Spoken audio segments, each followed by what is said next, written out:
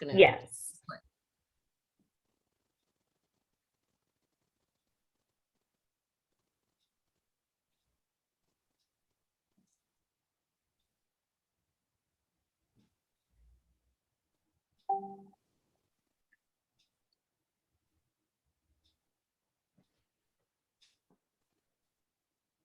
All right, Lucille, we're good to go.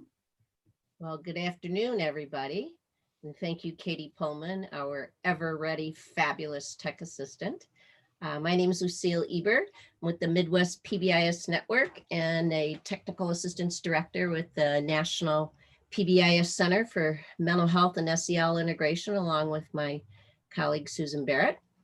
And today we are taking over the third session here with Where the Rubber Meets the Road. I want to welcome you all back. It's been a long day, and there's been a lot, if you've been in this strand, about staff wellness and student wellness and voices, all the way from our youth voices this morning through the fabulous discussion of listening to teachers as well as kids in the 2 sessions that we had.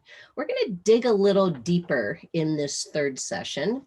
Myself, along with Bob Putnam, another one of our partners at the National Center from the May Institute. And Bob has with him today some wonderful leaders from the Gardner Public School District in Massachusetts. And he will be introducing our presenters from Gardner as we get to that point. And thank you, Kelly Perales, ever ready with the content facilitation. She just finished leading our second session on district, and now we're going to jump down to the school level. So as everybody gets situated and oriented, in case you haven't seen this already, 4 times today, remember to take care of yourself and others around you. And again, we've had just really fabulous, respectful and responsible and safe communication all the way through these 2 days so far. So thank you for all the inclusive language and the productive dialogue in the chat sessions. I've been really enjoying it. I think you're here or you wouldn't be seeing this, right? But these slides are for you if you need any help. Remember, if you make a mistake and navigate away, I did it 3 times in my last session. You just go right back in and join the session again, and boom, you're right back in. So that should be easy. Feel free to use the chat. We've been trying to direct people to put questions under the polls, but whatever you're comfortable with, Kelly's a pro, Kelly Perales, and she'll be able to find your chats and find your questions. So all will be good in that regard. And if you need any help, go to the fabulous help desk. They're kind of bored there. So, you know, everything's going very well. So, but feel free to go there, especially when you think about getting in for our facilitated discussion, which is our last session of the day. And for some of you, we realize that will be the evening. So here we are, session E3. We're going to talk about school level implementation of the interconnected system framework. And I want to call it today Where the Rubber Meets the Road, because applying the MTSS features to interventions for depression and anxiety is not always that comfortable for people. And so we're going to try to dig into that a little bit today. We shared with you some resources for installing an interconnected system framework at the school level, our technical assistance guide. And there's more resources that we will repeat and mention again here today. Now, I know you've seen, whoops, went the wrong way, I went too fast. I know you've seen this slide, if you've been in this strand a couple times today.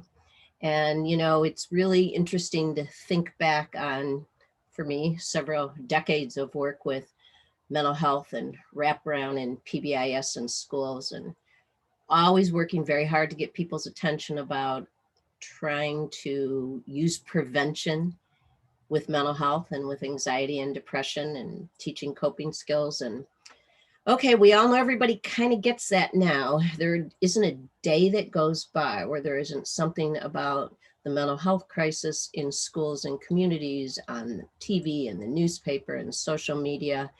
You know, it's really a time to dig down to basics and remember that we need systems and we need data and we need to be calm and have relationships, but we need to be very deliberate, as Dr. Kurt Hatch said today. He stole one of my favorite words about ISF. We need to be very deliberate and very meticulous if we want the interventions to be effective and to be applied in a way that they're meaningful for kids and families and teachers. So we've heard a lot about this today, and I'm going to move us into the MTSS features as we drill down to where the rubber meets the road. There was a lot of discussion in earlier sessions about alignment, and MTSS is a framework, and aligning all social, emotional, behavioral initiatives through one framework that uses the features that have been shown to work is critically important.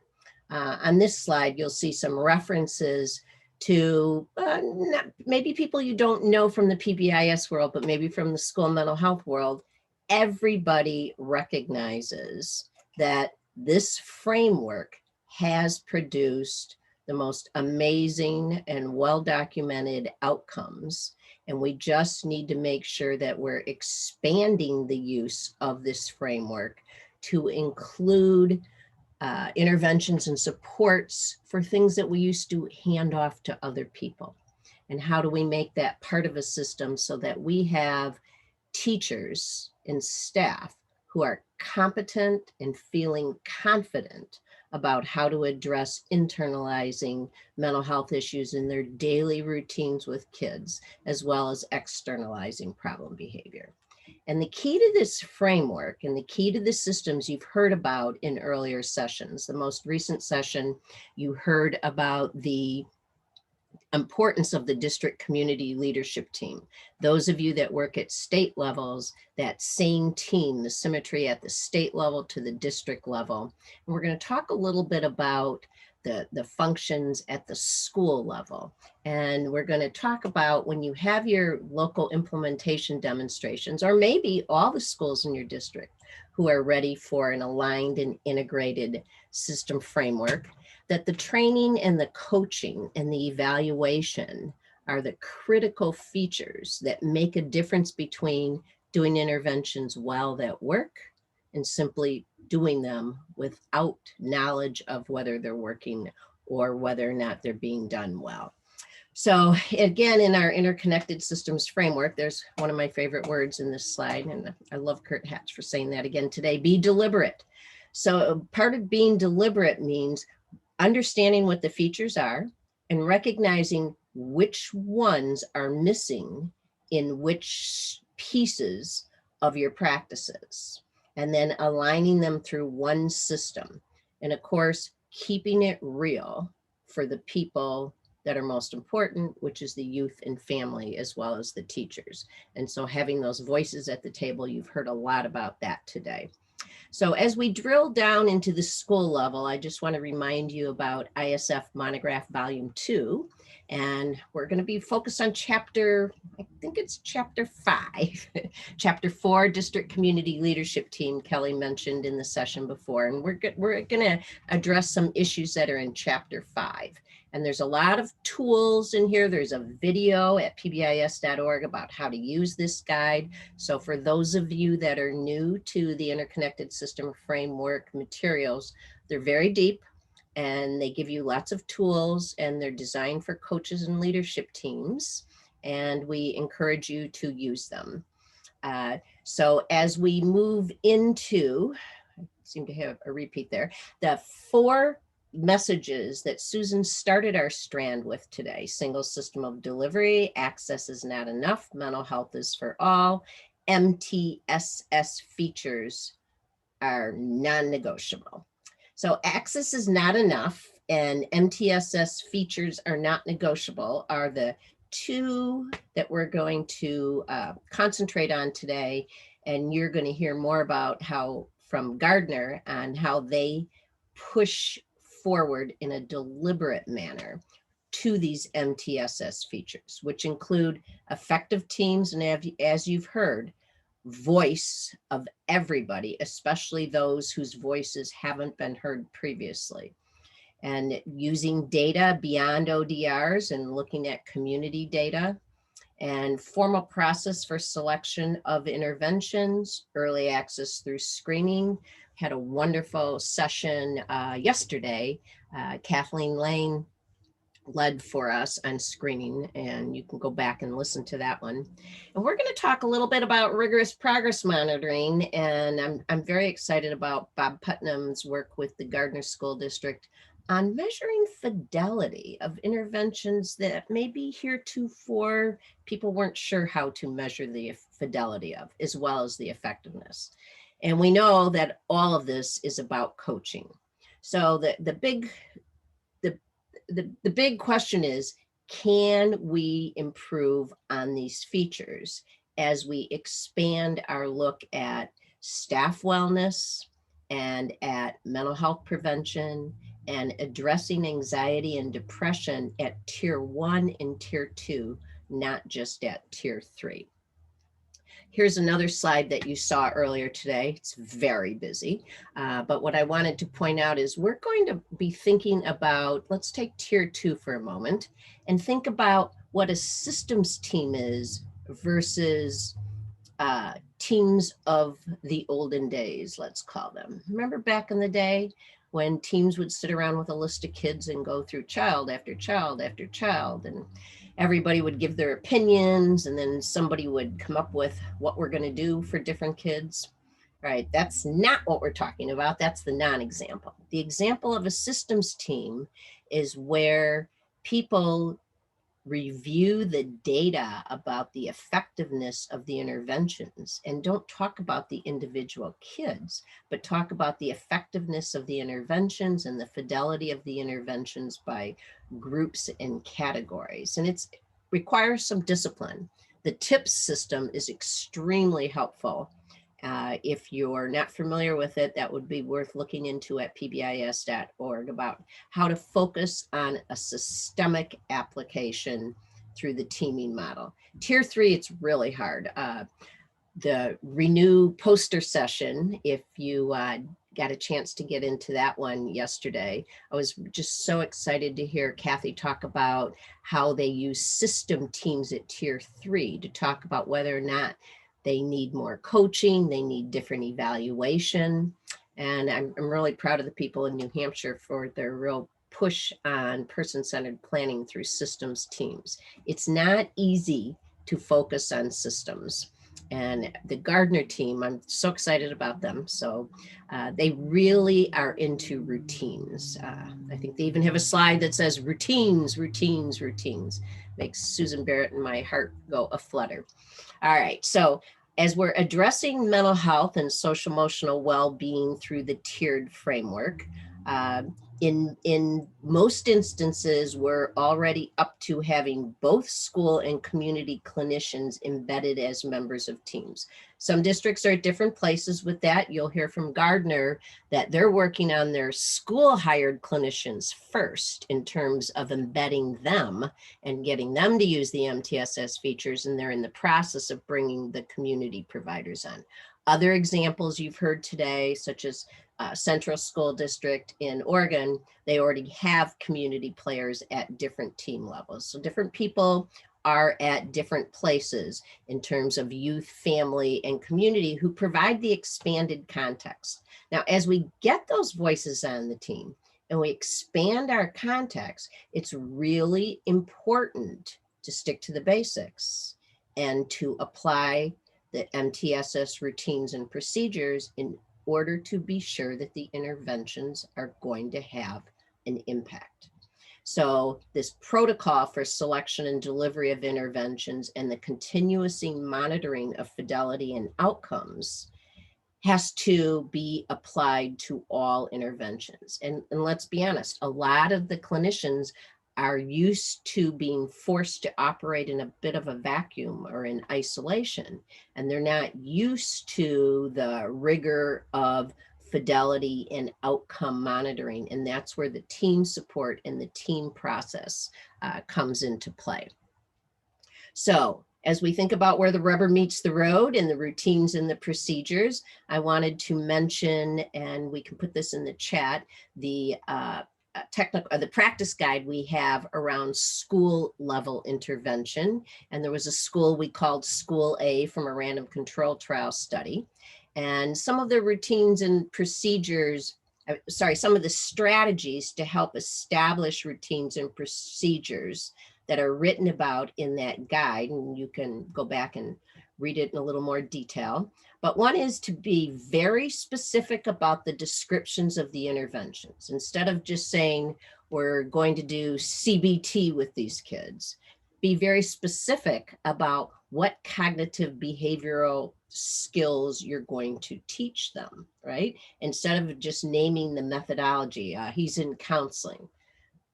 What we want is a description of what's being taught.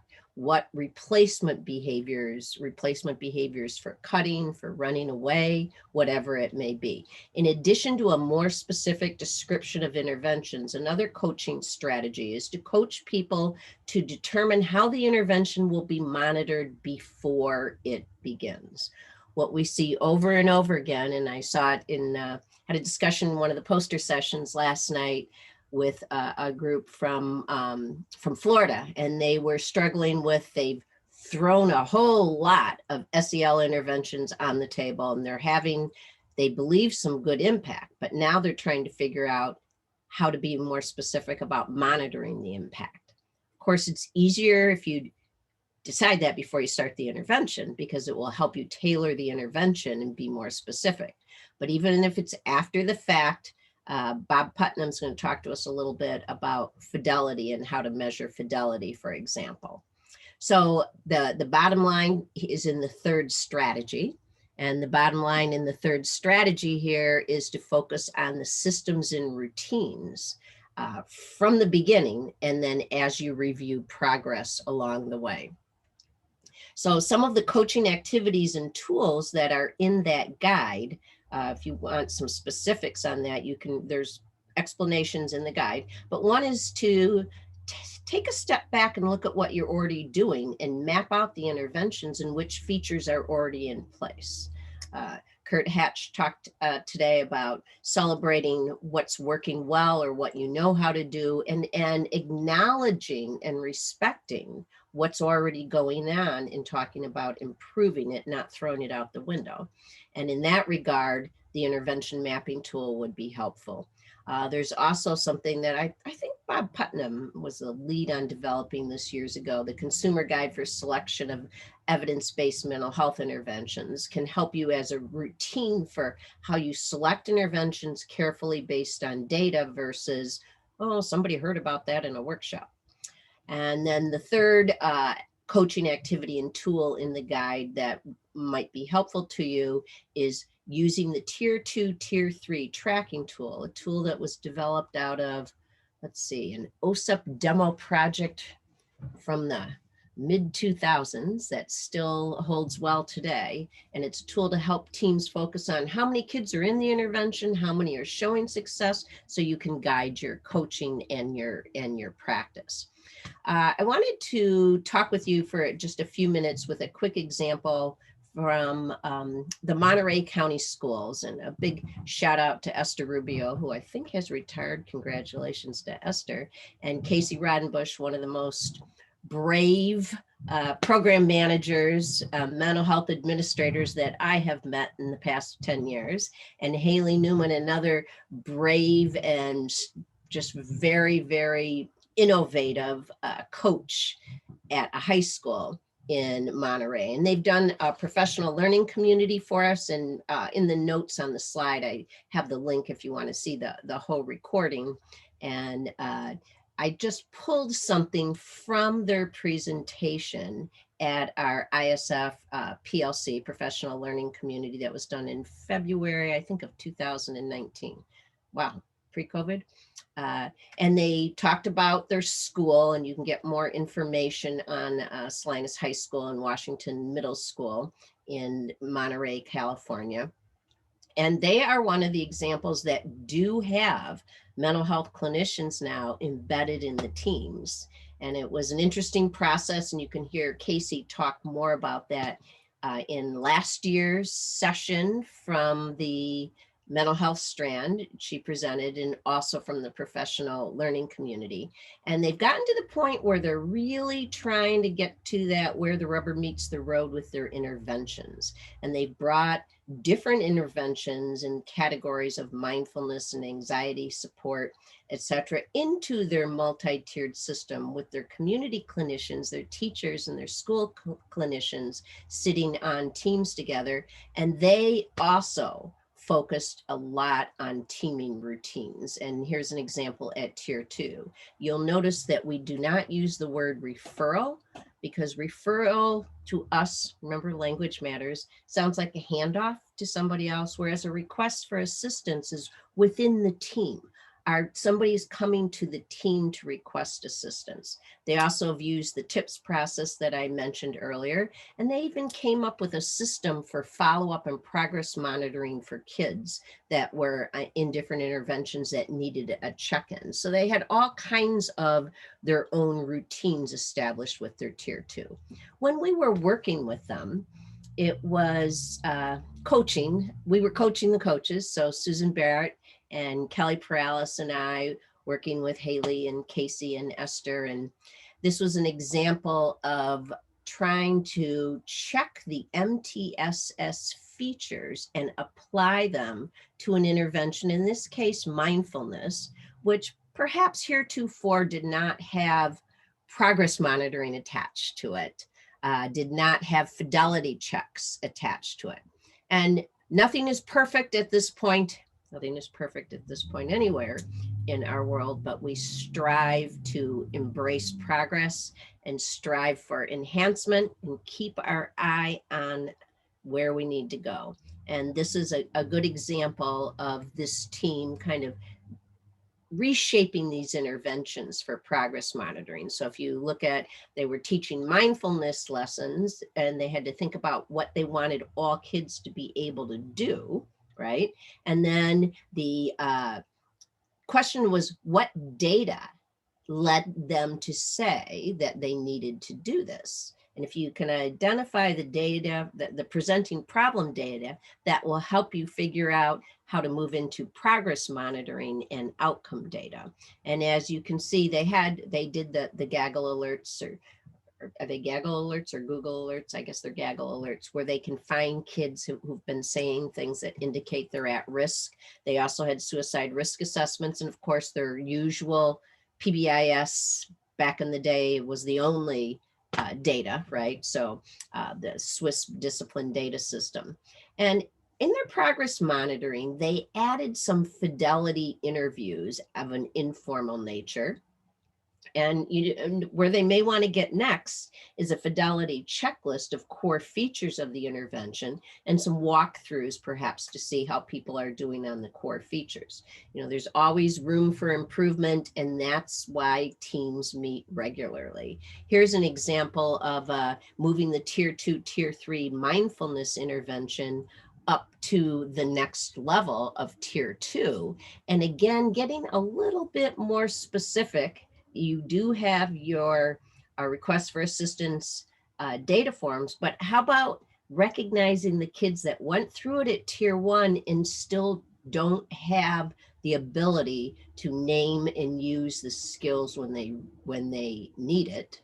And so they up the data on that a little bit, and they're still using teacher survey, student survey, and they're also moving into outcome data in terms of, are these kids able to obtain a positive outlook on life? Now, I'm not exactly sure how they're doing that, expressing gratitude, but this team keeps moving closer to the prize. Being able to say, if we do this, how will we know that it worked?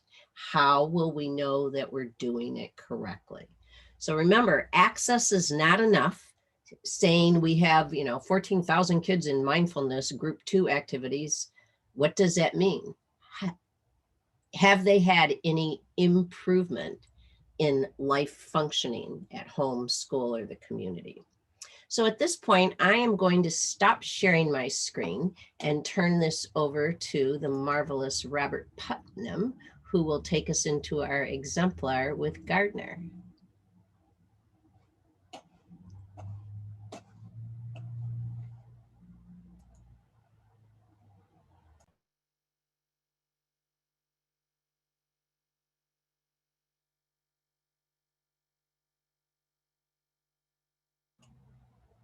All right, Bob, unmute yourself if you're ready. Yes, welcome all. And I know it's been a long day for all of you. We're really excited that you're sticking with us. I've had the privilege to provide technical assistance to the Gardner Public Schools, really following the leadership of Lucille and Susan Barrett and Kelly Pereiros and Mark Weiss in terms of the great work they've done. I've been doing this for about 20 years and I've learned a lot from my mistakes and learned a lot from schools and districts that I've worked in. So I just want to give you kind of my job is to introduce Gardner and really kind of give you an overview from my perspective in terms of kind of what they were looking for. One, they wanted to improve the effectiveness and efficiency of the mental health interventions. So Karen McCross, who's the school counselor and the director of the counseling services, is going to talk about in terms of how they trained mental health personnel on MTS framework. They really looked at emphasis on prevention in terms of school-wide screenings. The mental health people became regular attending members. They did resource mapping, and they really did a strong emphasis on evidence-based practices, which could be what they already have in place or where they brought in other practices along those lines. Probably the biggest thing they did was they had integrated team-based decision-making with mental health folks at the table, right? And so why, what was kind of the initial prompt in terms of looking at why we were brought in to help support them in terms of developing their systems. They experienced a huge rise in ODRs. This is pre-COVID. And so we were brought in to help provide some intensive MTSS, ISF technical assistance.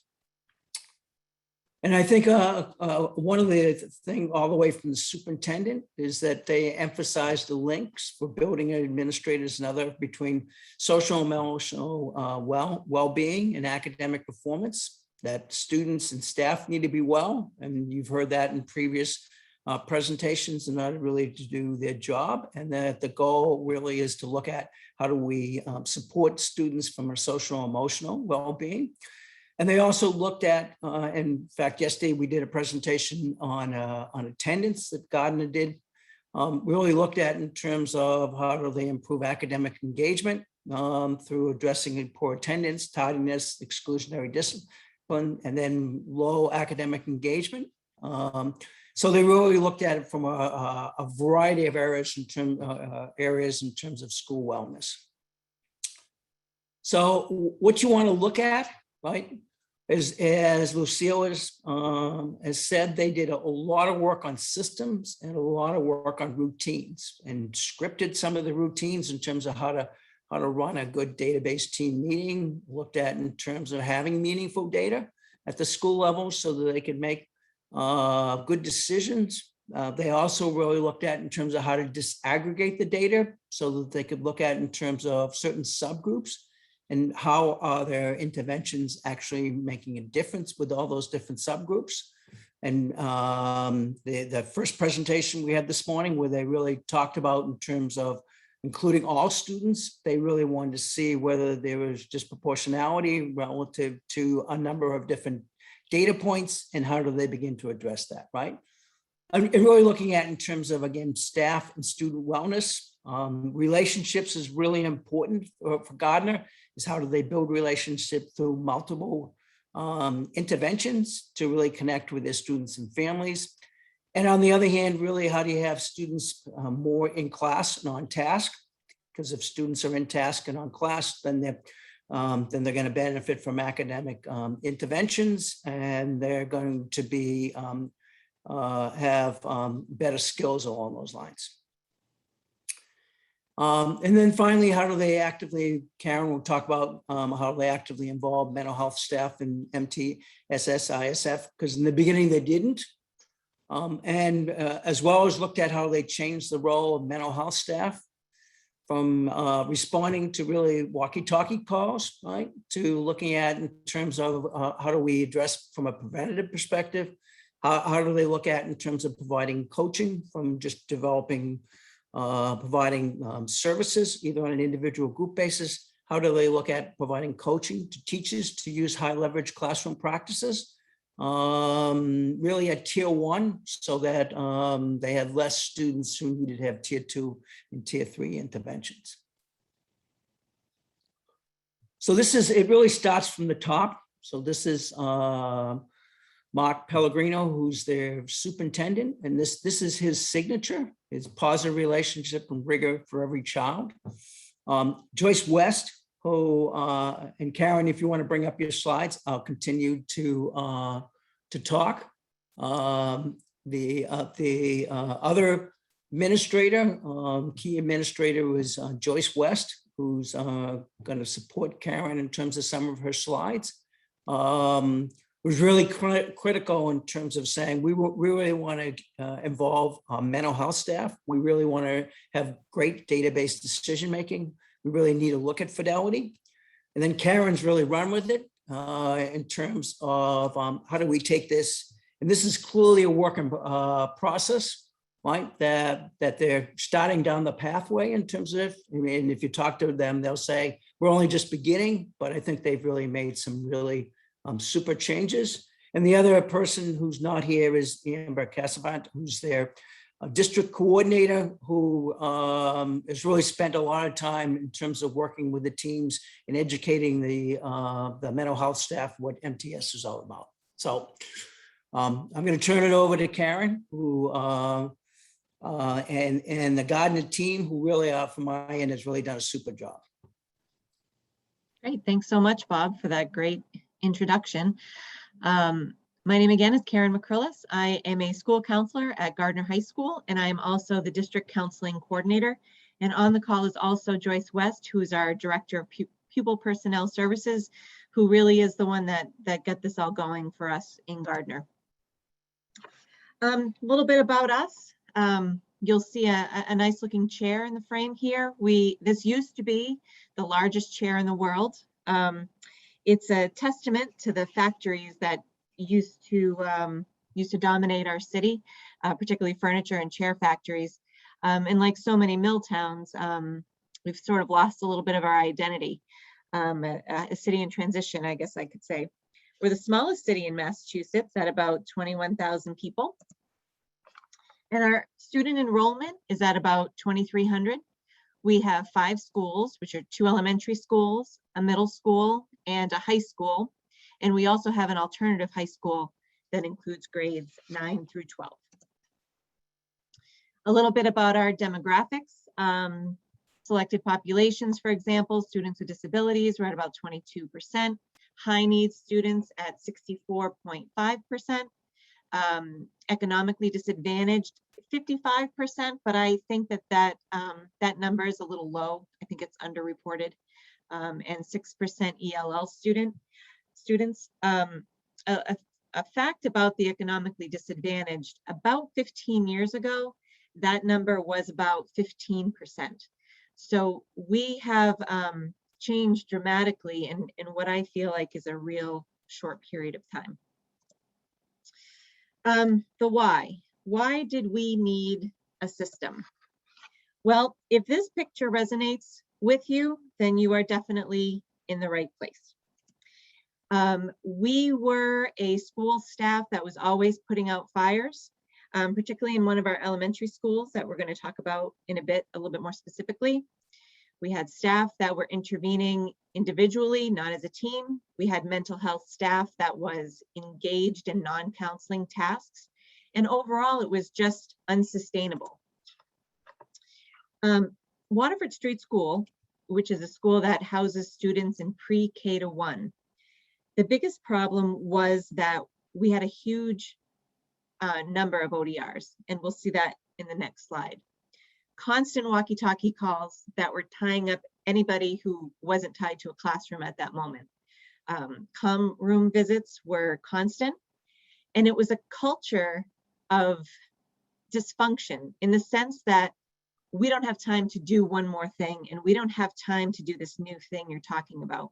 We're really, the new thing is what we needed to sort of get out of our own way. This is certainly not data that we're proud of, but it illustrates where we were a couple years ago, 2019, 2020. These were our ODR rates at Waterford Street School. Again, pre-K to 1 students, these are the little ones. And you'll notice, if you can see the bars at the bottom, those are the national comparisons for schools that also use Swiss. So we knew we were high, and then we look at data like this and go, oh my goodness, this is not okay. So how do we get here? Very much a work in progress. So there were a couple things happening in the district at the same time.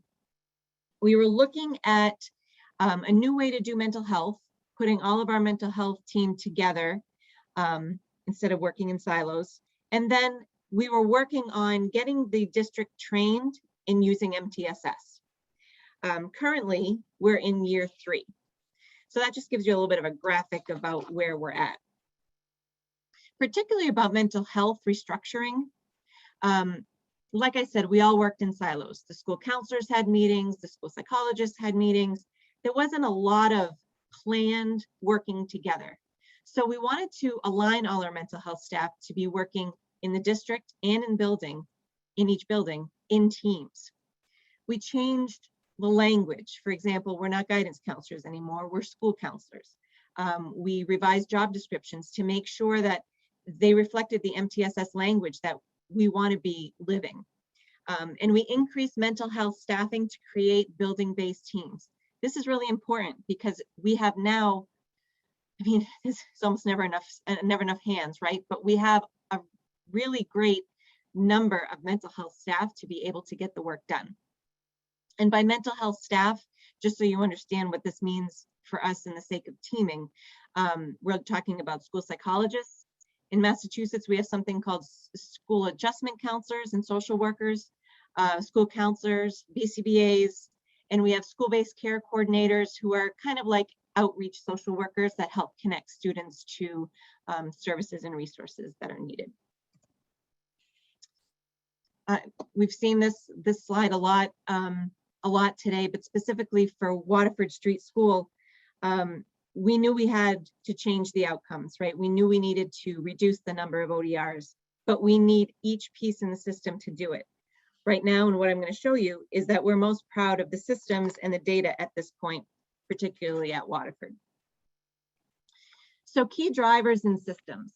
A lot of this is what we did in year 1. The district prioritized MTSS and integrating the systems so that we could be all speaking the same language and doing the same work in all the buildings. We put together an amazing manual that created structures and systems.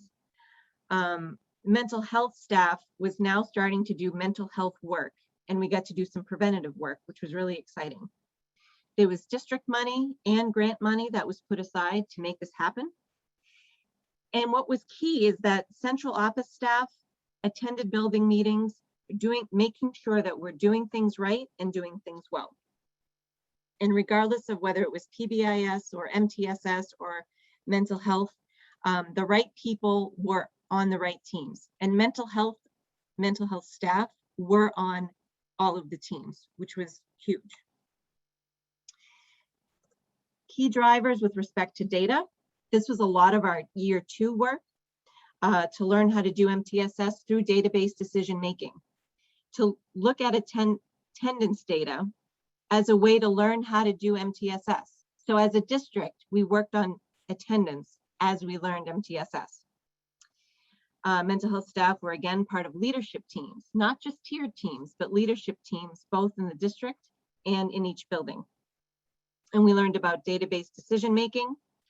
And what was particularly important is that the information that we were doing in each building, principals were required to present at administrative council meetings. So everybody needed to be part of this. Even the principal needed to understand what was going on within each building for MTSS and mental health so that they could understand it enough to present it. And that was huge. So practices with key drivers. The main part about our success is the coaching. It wasn't a train on something, okay, now go do it. It was train and then support. And then we'll talk a little more about that in a bit. With the mental health team, we talked about what is it that we need to support our students. We led resource mapping work, looking at data, and we selected appropriate interventions and with a focus on evidence-based practices. This year, we're going to be working, we already have started working on fidelity within mental health interventions. All right, so where are we now? Back to my little chart here. We're at year 3. So we're really working at integrating this work all together, and it's really an exciting time. Routines, routines, routines. This is the slide Lucille mentioned at the beginning. There's no more random acts of guidance, as we used to say. There's no more throwing interventions at an issue and seeing what sticks. This is deliberate, data-based decision-making. And again, the coaching, I feel like, is what has moved us so fast, so quickly. Can't wait to talk to you guys about that. With regard to fidelity and evaluation, we use PBIS systems such as the TFI, the SAS, the TIC, what's acronyms. And what's really cool is that we've started looking at fidelity of the practices that we have in place before we start modifying interventions, which is a really neat place to be. For mental health district work to better align and integrate the initiatives, myself as a district counseling coordinator, before I was just heading up the school counseling team. So now we've made it a bigger umbrella and we have all the mental health staff together. So now I'm coordinating that piece. And because it's a bigger team, we have a counseling advisory team. We have representatives from all mental health staff positions and all levels. So we have representation all across. We've restructured our monthly meetings, the district meetings that we meet all together, along with the building meetings as well. And we've put our own handbook together to make sure that our systems are clear. So policies and procedures handbook. And then we have subcommittees to work on our most important work. So our systems and structures are working on the manual, curriculum, and assessment within mental health. We have created common planning time outlines so that when counseling mental health teams are doing their own meetings, there's a structure to follow and everyone's doing things sort of the same way. We have resources to do resource mapping and then create action plans and results reports based on hatching results work. And the pupil personnel director and myself attend building CPT meetings to make sure that there's some consistency happening. This is the slide that I feel like is going to get most of you really excited. This is our materials and structures that we've created as the work progressed. So it's not like we figured out we needed all this and then went. We started working and realized we need help for this. We need support for that. So to ensure that all teams have the same meeting focus, we have a facilitators meeting template. We have a data analysis guiding questions sheet to look at how to look at data. We have an assessment matrix and a schedule of evaluation for what to assess and when.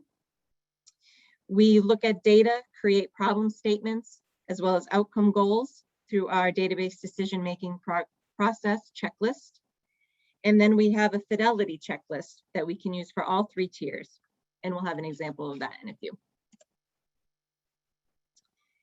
So the goal is really to build habits, right? In the book by Chip Heath, Switch: How to Change Things When Change is Hard, and we all know that change is hard. We were looking at scripting critical moves. And we also used the behavioral skills training model by creating tools and scripts, modeling the tools, and then giving time to rehearse, All MTSS staff, as well as mental health staff, are expected to use these formats and structures. And then they're always there. Central office staff is always there to provide feedback and make sure that we're doing things like we need to be doing them.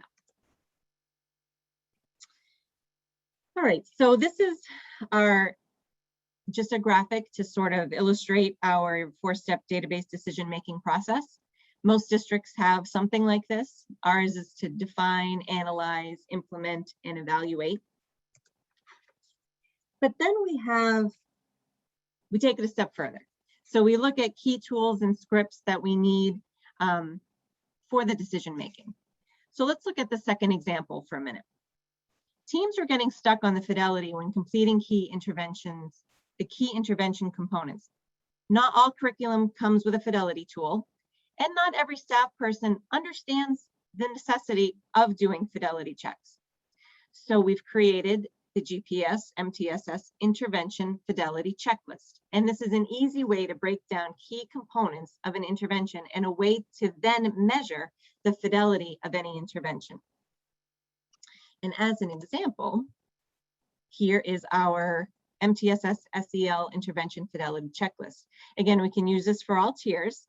I created this for one of the interventions that we do. There's probably about 6 more questions on here, but it just gives you an idea. We use this for MTSS interventions as well as the mental health interventions. And again, it gets at the nitty-gritty of each intervention to make sure that we're thinking of all of these steps as we go through. All right, so a little bit exciting stuff, our current outcomes, and a little bit about exclusionary discipline. So remember our school in the beginning with the little fires everywhere. Waterford Street School, again, pre-K to 1, is currently has the most robust PBIS program in the district. MTSS is solid at all the levels per TFI and SAS assessments. And SEL walkthroughs occur regularly. As a school counselor who's been doing this for a while, SEL walkthroughs, that's just amazing to me. And then to know that if a student is not doing well and is shown to maybe need some more interventions or more services, a classroom observation occurs to ensure that the PBS and SEL are running with fidelity within that classroom before we're doing other interventions to make sure that the building and the students are getting what they need, which is super cool. Decreasing exclusionary practices. So this was the September before the pandemic, the last normal September. And then the September that we just had, with a huge drop in ODRs. This is something we're very, very proud of. Improvements in emotional functioning. So a little work that we've done here at Gardner High School. So we've been doing universal screenings here for a couple of years now. We use the BEST, and this was some data from fall 2020, where Gardner High School found a high number of students who are at risk for internalizing issues. So these are the students we worry about most, right? Because they're not the noisy ones, they're not the squeaky wheel. They're the ones that could slip through the cracks. But I'm not sure how small this is for you, but our extremely elevated number was about 8.9%, and our elevated was 21.8%. And everybody knows that triangle, right? We don't want more than 5% being at the top of that triangle, and then 15% for that second level. We were easily above that. So our MTSS tiers kind of started to pick this apart. We looked at an internalizing as well as adaptive risk and followed the steps we were supposed to follow. We looked at the data through the database decision-making process by looking at the guiding questions. We created problem statements and we created outcome goals. The Tier 2 team and the mental health team implemented the Trails to Wellness, Depression and Anxiety small group curriculum, which is evidence-based kind of behavioral therapy model. And for progress monitoring, we gave the PHQ-9 and GAD-7, which were depression and anxiety assessments that were given before, during, and after the group. So we didn't get down to the 5%, but we did drop 2.47% of students who were extremely elevated. So they were definitely steps in the right direction. Now the adaptive outcomes, just a little about that. We did this last year. This was, during the pandemic year where everybody was living and breathing on computers. It's funny that we make an assumption that just because a younger generation is better with technology, that they understand how to use technology appropriately. So we looked at the fact that our adaptive risk numbers were much higher than they should be, and that they were the year before. So the tier 1 team really attacked this. We took 4 hours. The principal gave us 4 hours to work together as a team. We created 4 lessons on how to teach students how to use Google appropriately. Things like how to use email and how to use Google Calendar. Oops, sorry. And we were able to show a 2.24 decrease in students who are extremely elevated and 2.71 decrease in students who are elevated. So it was really cool that we were able to work together as a team. And oh my gosh, this MTSS thing really works. How cool is that? It wasn't the school counselors doing an intervention. It wasn't the teachers doing an intervention. We put this in our advisory program for all students. All students got this, and we got some really good results. So that was great. All right, again, for more specifics on the attendance, my superintendent, Mark Pellegrino, and Amber Cassavant did a wonderful presentation yesterday, which you can get a lot more specifics, but just to give you a little bit of information. Again, attendance was used as a district focus last year. We used enhanced data systems and tools to efficiently disaggregate data, which helped us use our team time work much better. We also did resource mapping at each tier. So we had one school, Elm Street School, that adopted this really early. They started with this right away, and you can see how great the effects were. The attendance went up every month. Then eventually everybody else got on board. Specifically between January and February of last year, we gained 355,000 plus instructional minutes. Everybody benefited from that, which is really cool. Community partners. So at the high school in particular, we partner with Hayward Hospital, which is right up the street. We've had a school-based care coordinator. We have 1.5 in the district. This was originally hospital funded and now district funded. This is the person who makes connections between families and the hospital and services and resources needed in the community. These school-based care coordinators are part of our MTSS and mental health teams. We also have a newer telebehavioral health program. With that program comes a coordinator, a therapist, and a student mentor. These are 3 separate positions. This is hospital funded, and they're helping to fill mental health needs for our students. These staff are part of our mental health teams, both district-wide and in the building. Waterford Street School is doing something really cool as well through the Inclusive Communities Grant. And the goal is to establish a positive early learning childhood experience where if they can be excited about school really young, that can help carry them through.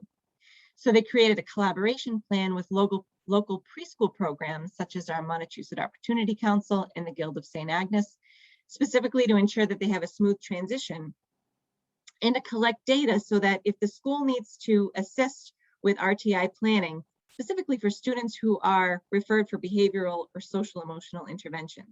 So using that data, then going back and do training and implementation of the pyramid model at local preschools to assist with the management of behavioral and social emotional issues in hopes that things get better before the students get to Waterford Street School, to intervene a little bit earlier. So where do we go from here? Well, we all have continuing challenges to work on, right? We found that even though we were very deliberate about putting mental health staff on each tier for the MTSS leadership and in each building, we found that most of the staff, the mental health staff, had a lot of information about their specific tier, but didn't really understand the big picture. So now we're going back and using the MTSS structure for everything that's mental health related. So they understand how to use MTSS in the role of mental health.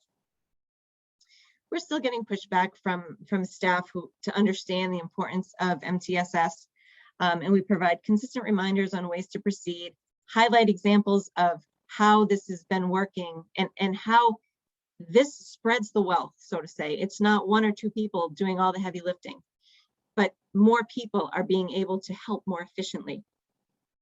We're focusing on evidence-based practices, but that's still something that we need to work on to make sure people understand the importance. Something not mentioned here, but I thought of after is, schools are at different places. We mentioned that a little bit earlier. For example, Gardner High School, we haven't really gotten our Tier 3 team off the ground because we are trying really hard to really focus, make sure that our Tier 1 and Tier 2 systems are where they need to be. And we're still putting out fires, and I think we always will, but there's just fewer, which is great.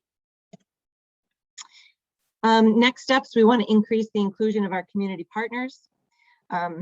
We want more in-depth training of all school staff, including mental health staff, again, around the evidence-based practices. We want to implement these practices with Fidelity, which again is a huge push for this year, and address disparities across marginalized groups. So we're spending a lot of time creating some tools to track data, particularly for our subgroups as well. So that's really exciting. So I guess that's it for me. I'm a couple minutes ahead of schedule and everything. So I will stop sharing. Get extra points for the ahead of schedule. How about Joyce? Does Joyce want to share any thoughts and experiences from her level? How about it, Joyce? Yeah, sure. I think what I can share at a systems level is that we really were thoughtful about making sure as we built the MTSS system that we had key bodies connected to that. And I think, Karen did a wonderful job speaking about the mental health framework that we were building that funnels through MTSS. We certainly have our PBIS framework as well that funnels through MTSS. And we were very deliberate about ensuring that key point people from all frameworks are on MTSS, and that it not only funnels through MTSS, but what happens in MTSS funnels back down. And I think what I can share from the school perspective is it's very difficult to get everyone at the table and then to use the time you have to get the work done.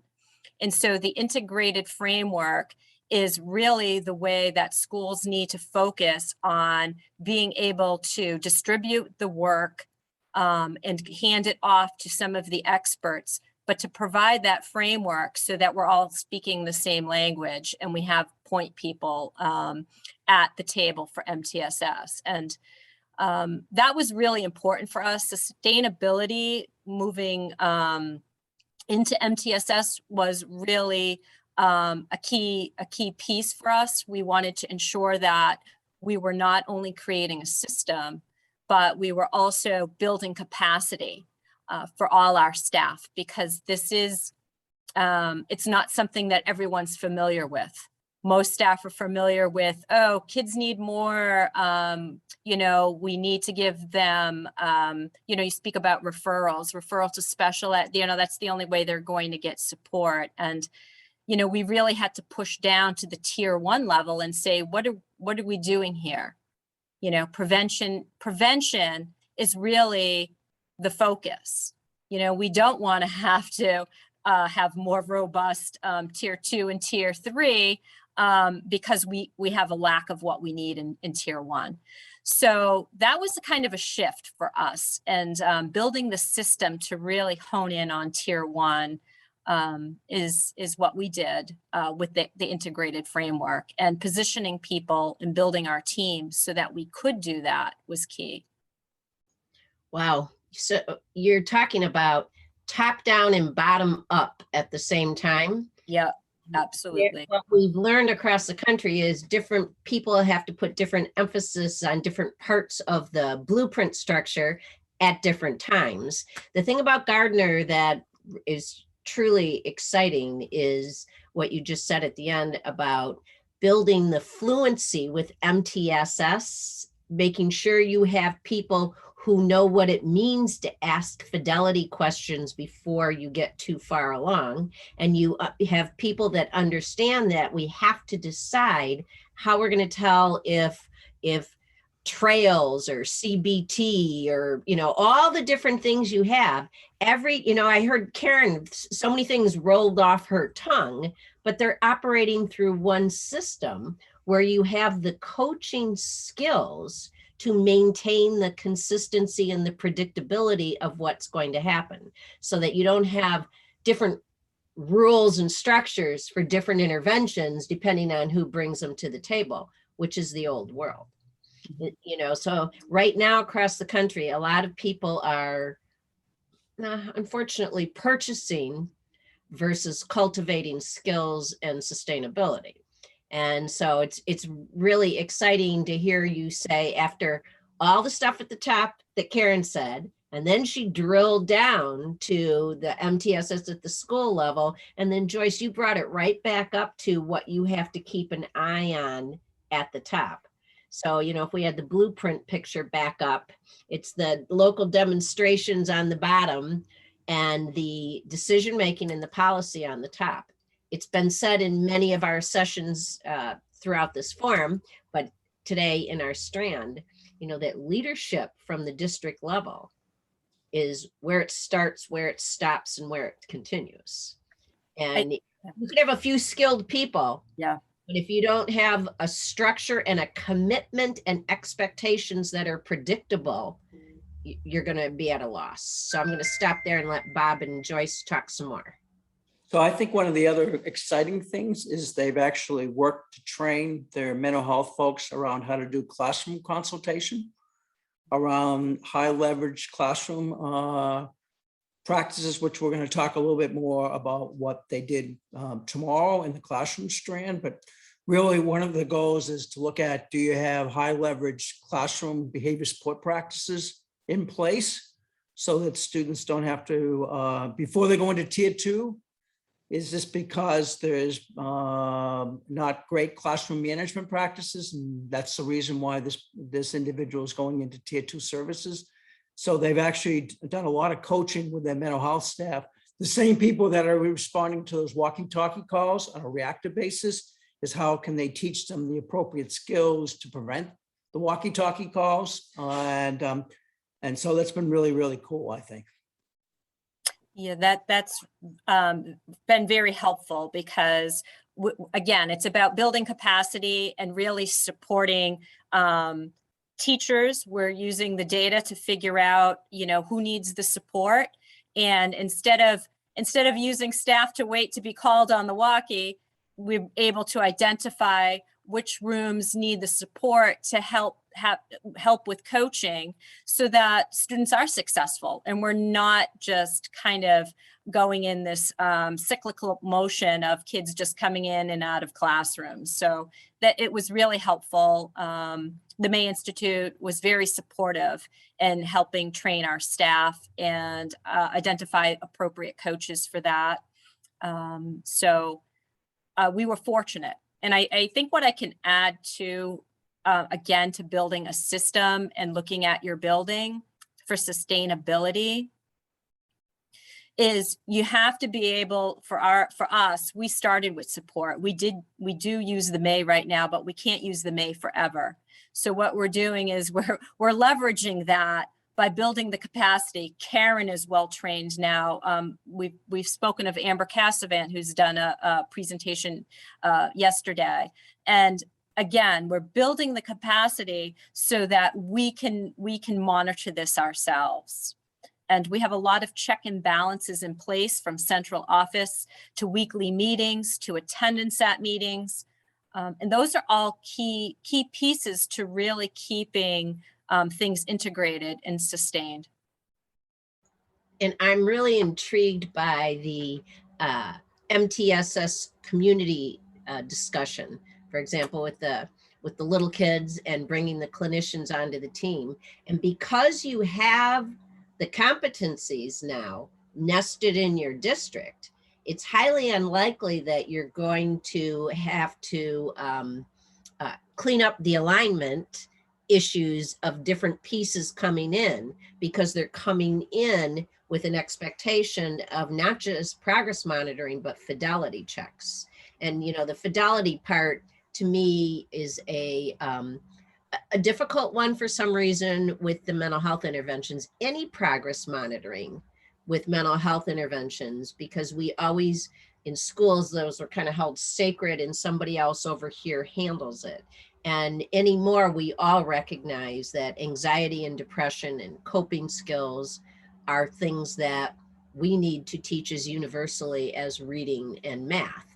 And we need to be able to monitor whether or not our instruction is effective, the same as we do with reading and math. And I think at Gardner, from attendance all the way to depression, you know, anxiety, reading and math, you're having predictable environments for your staff to work in, that they know what to expect. Pretty soon your community partners will know what to expect as they come onto your teams. And the Gardner example is just fabulous. Kelly, were there any questions I missed in the chat? I see that you and Katie have been very busy putting resources in there. There have not been any questions. Okay, all right. Other than that, The other thing I want to bring up is that there's a strong emphasis on supportive accountability.